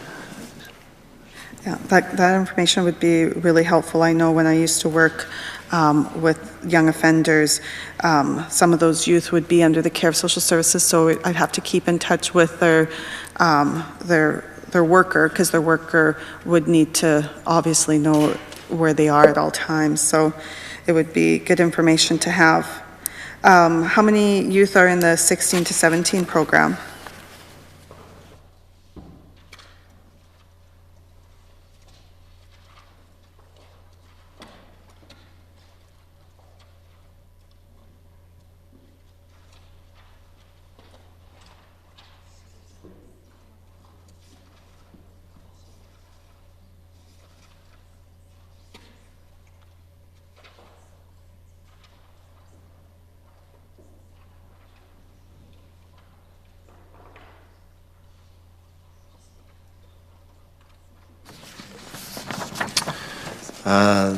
The most current numbers that we have as of December 31st for the 16 and 17-year-olds is 161. So there has been a lot of discussion about social impact bonds. And so can you give me an update on how this has been having an impact on services?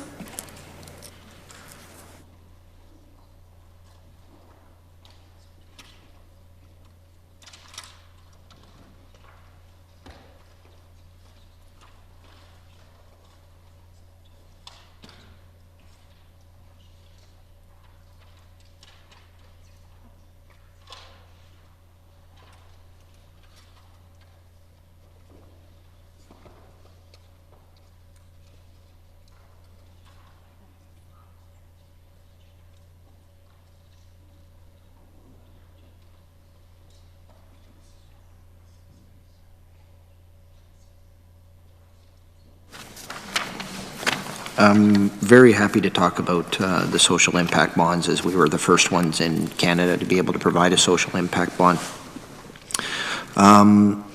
The social impact bond that we had with a partnership with EGADS, with the Ma family, as well as Connexus, has been extremely successful for multiple reasons. More than anything, I think it would be the partners that were involved with this. We're all looking at this as a way of bettering their community on the social side of things, and not necessarily on the financial side of things. The financial side of things is important, but I think the main focus in talking to all of the people involved was always the social side of things, to be able to improve the community. We had a target which was a challenging target, to be able to keep 22 children out of care for 6 months or more.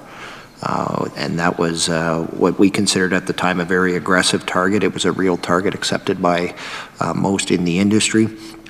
And the good news is we, and I say that as in partners with EGADS, Connexus, and the MAWs, and we've been able to keep 30 kids out of care. So not only did we set an aggressive goal, but we surpassed that goal, and we're very proud of what Sweet Dreams has done. Now, that's the only social impact bond that we have within the Ministry of Social Services, and last week we just saw the success of a couple of people that were from EGADS up in the gallery that were clients of EGADS, and now they have come full circle and they're contributing back to their community, not only with employment, but as we touched on that with Project Runaway, they're also developing apps to be able to help, because nobody would better know what their needs are than the children that have been through that. So we want to be able to support Sweet Dreams as much as we possibly can. In saying that, we also understand that there are other avenues to fund. Social impact bond fits very nicely in some circumstances, but sometimes it doesn't. So that's when we go to more of a traditional funding or an outcomes-based contract, where we can make sure that whoever we are contracting is meeting our current needs and meeting the needs of our clients. But the social impact bond is something that this government is very proud of, and it's been modeled. And I know Don Meikle from EGADS has spoken to many organizations across the country and down in the U.S. on how to set up a social impact bond and make sure you have the right people at the table to make sure that it's successful, again, on the social side of things first and foremost, and on the financial side of things to make sure that the investors are getting their money back. But this has been a very successful program, and we're very proud of it. So Sweet Dreams is the only social impact bond that the Ministry of Social Services has completed. Is there any plans of any further programs or anything on the horizon this coming year? We've had lots of organizations, funders, community-based organizations, as well as people come and talk to us about social impact bonds and the benefits of it.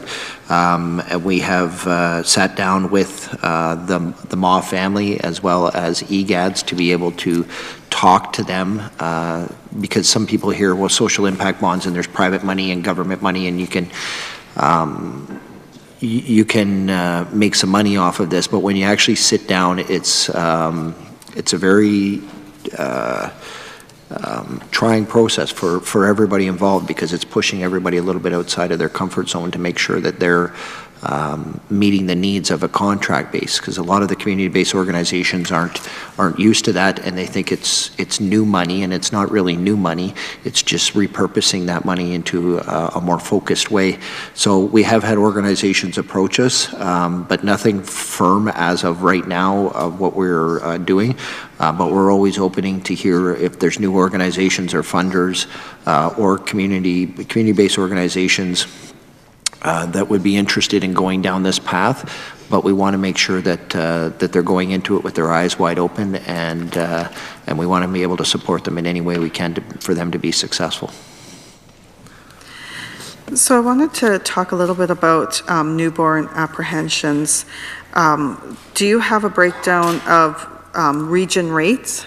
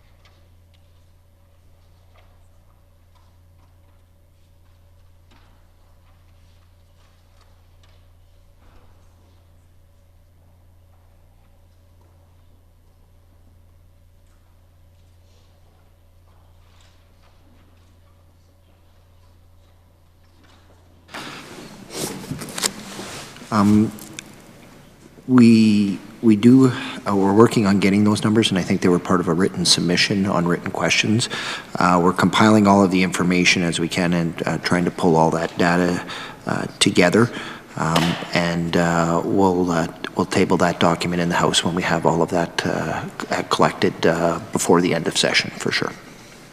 Thank you for that. There's been a lot of concern because we've been seeing a rise with regards to newborn apprehensions. So what I was wondering was, what is the ministry doing to identify mothers who might need some extra supports prior to them having the babies to avoid having apprehensions done?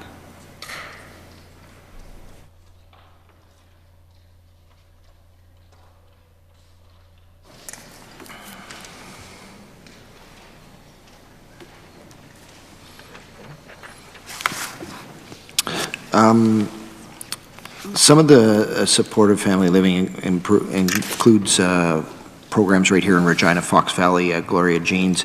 We've got the SWAP program, Raising Hope. We got Comfy.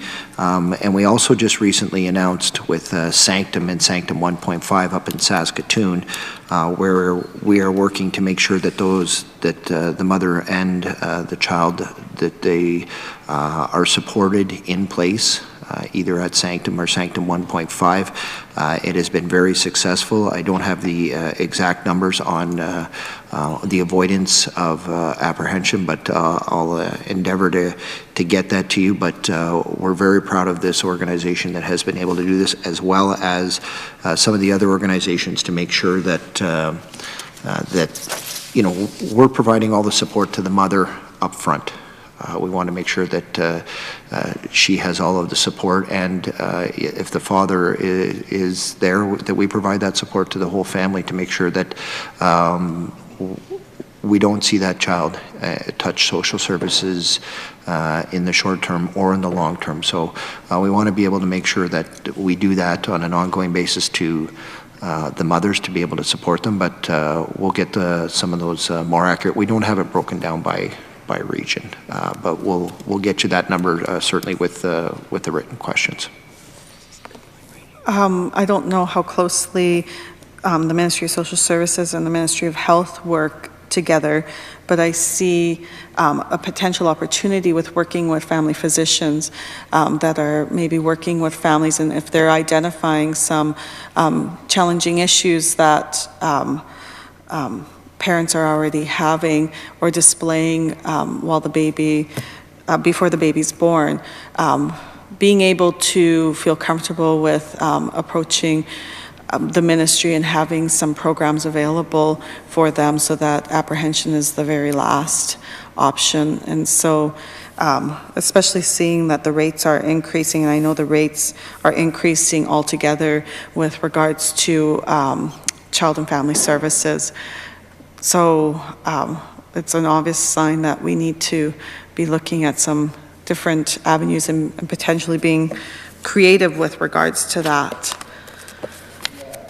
If I can comment on that, we absolutely want to do that. We want to make sure that if there is any contact, that if we are notified by health or by a physician, that there is some extenuating circumstances with that mother, that we work with them prior to birth. We want to be able to work with the family to make sure that if for any reason, whatever, that the mother is not able to take care of that child immediately, that we work with family members. But we do work very closely with health on this to make sure. In saying that, we also respect the patient's privacy. But if the patient is forthcoming with that information to either social services and or health, that we work very much together to make sure that the process of them going from expecting mothers to being a new mom or a mom once again, that we make sure that we have that support in place for them in conjunction with health. Because another issue that we're seeing more and more, and you alluded to that in your ministry remarks, is the fact that addictions is becoming a big issue within our communities. And I was having a discussion with some nurses who work in the maternity ward, and they've been seeing more and more cases of mothers having addiction issues, and that being a problem. And so it's a very complex issue, and there's no easy answer to that, but it's going to really involve all the ministries working together collaboratively. We certainly do. We have internally within the government, we have our Human Services Ministry, where education, corrections, social services, as well as health, all get together on a regular basis and make sure that we're discussing this and putting the client in the middle to be able to meet their needs. But in saying that, we also want to be respectful of the client's privacy, but we want to make sure that mother and newborn have every opportunity to lead a successful life, and addictions is certainly an issue.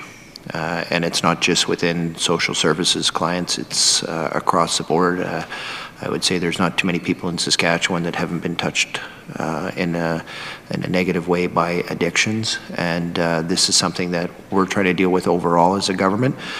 We see it sometimes in the extreme form within social services, and again, we deal with that, and that's why we're investing in opportunities like Sanctum, like Fox Valley, to be able to have that at earliest possible intervention with the client and with the mother, or with the potential child that's coming into Saskatchewan, that we're trying to deal with that as quickly as possible in the best interest of the mother. In saying that, we also have to have willing participant from the mother to make sure that they're involved. And I know every mother wants to have the best opportunity for their child, and we want to be able to provide the circumstances so they can have that opportunity. And so with the Human Services Ministry, you indicate that you meet often. How often do you meet, and when was the last time you guys had a meeting? I would say in session we meet on a weekly basis to discuss everything from changes in policy procedures to pending legislation. We talk about budget process. We talk about efficiencies, and that's just not done at the minister's level. It's also done at the deputy ministers and at their level as well, to make sure that from their perspective they're doing that. I'm not sure how often the deputy ministers, but I would say during session that the Human Services Ministries meet at least weekly to be able to discuss any process improvements, policy procedures, legislation. We meet on a weekly basis because it's that important that we're working efficiently together. And in past times when we've had estimates, we've had some discussion with regards to the provinces working together to ensure that when clients move from province to province, that the other provinces are aware of their history, or if they have some involvement with regards to social services. I know in the past that hasn't been very fluid, but I know that there has been some discussion with making a better process with regards to that. So where is that at this point?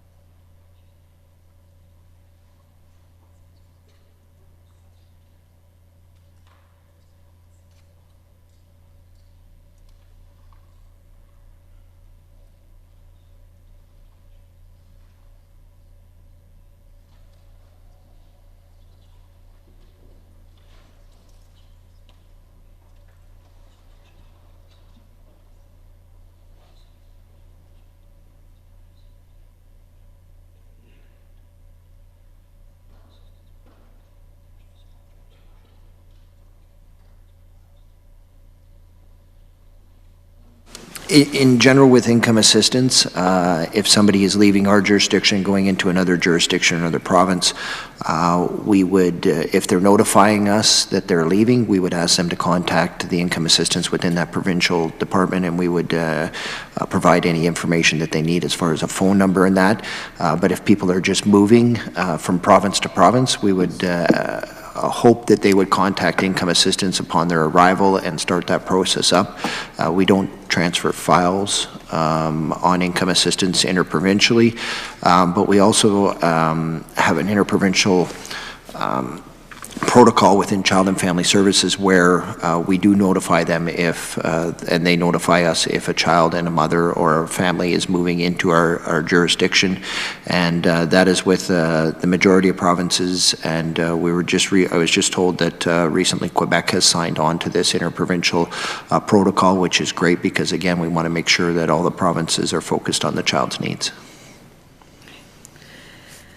The Children's Advocate has indicated that he was concerned about the increase of deaths of kids in care, especially the dramatic increase of youth dying of suicide. So how is the ministry planning to reduce this number?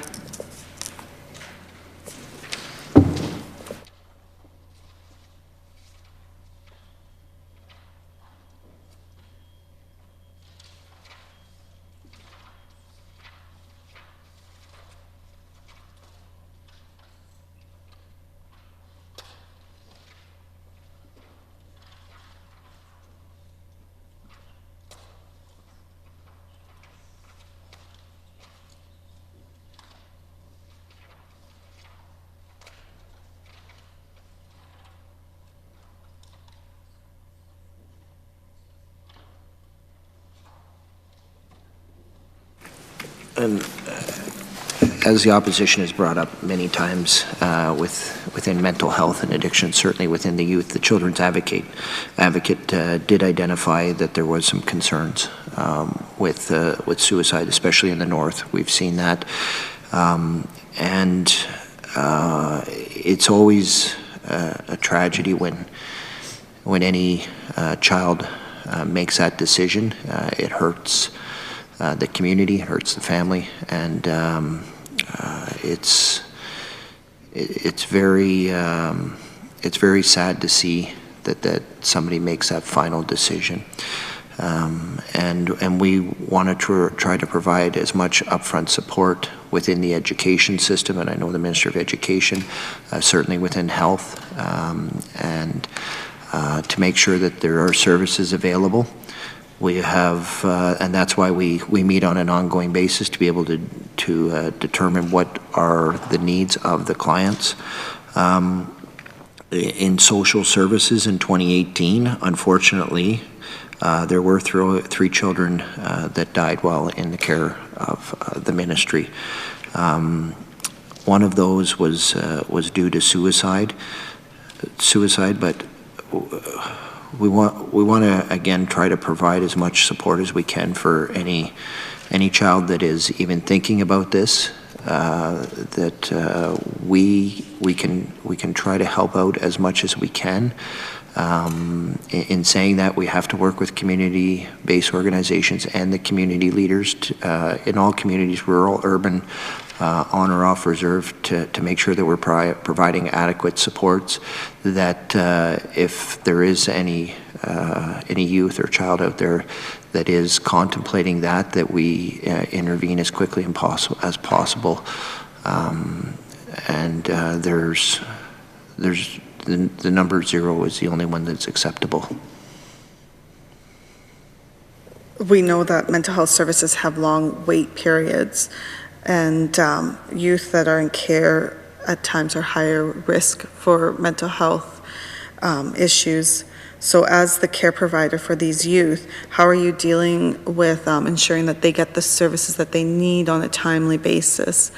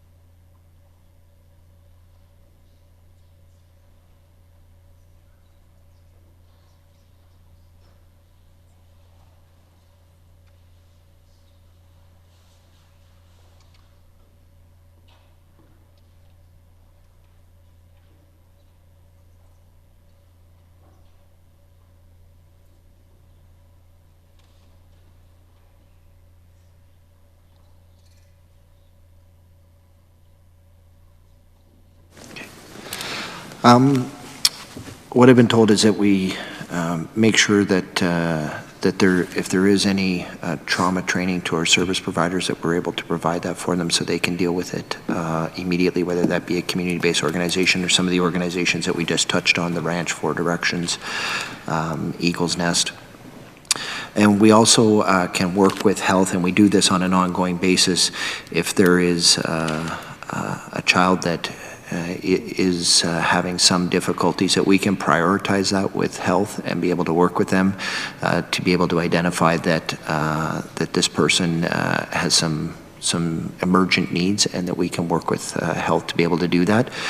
In saying that, if all else fails, that there is an option of working with whoever is in the community to be able to provide any counseling or anything that we can do to be able to meet that child's needs.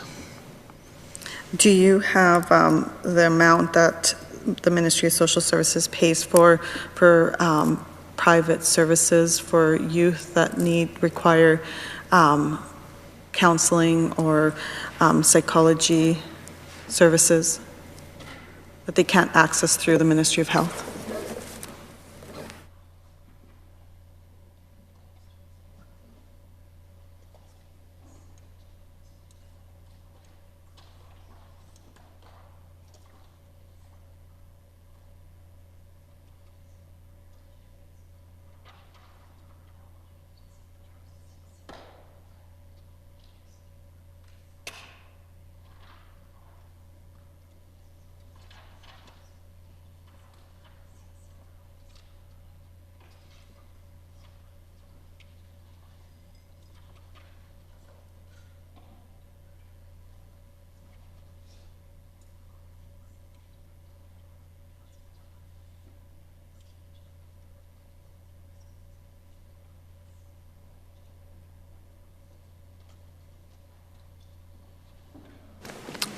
We don't track that specifically. It's kind of on an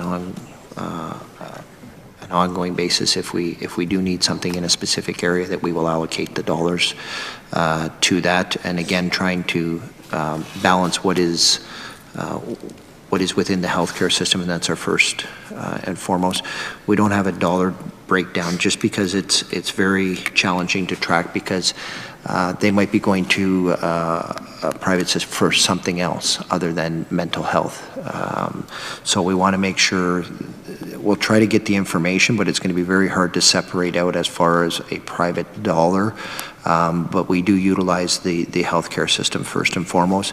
And again, we are able to sit down with the health system and be able to prioritize some of the kids that are going in there and that need some intervention or some help right away. We also contract with a number of CBOs to provide counseling and some.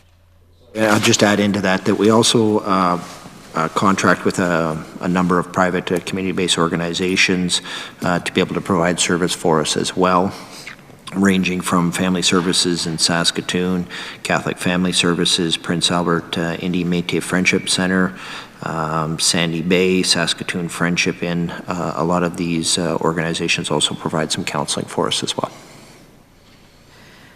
So currently, how many children that are under the care of social services is currently admitted in an inpatient mental health unit?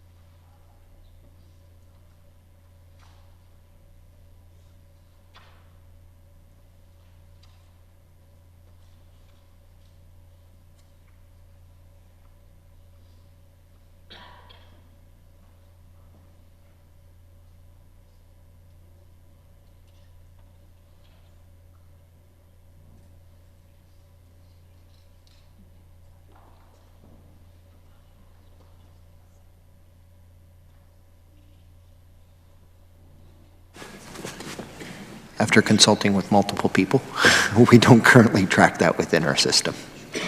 Okay, I think that would be really good information to have, and I know that that workers, social services workers, have to be informed if one of their youth is within a mental health inpatient unit, because they're the guardian and they have to consent to it.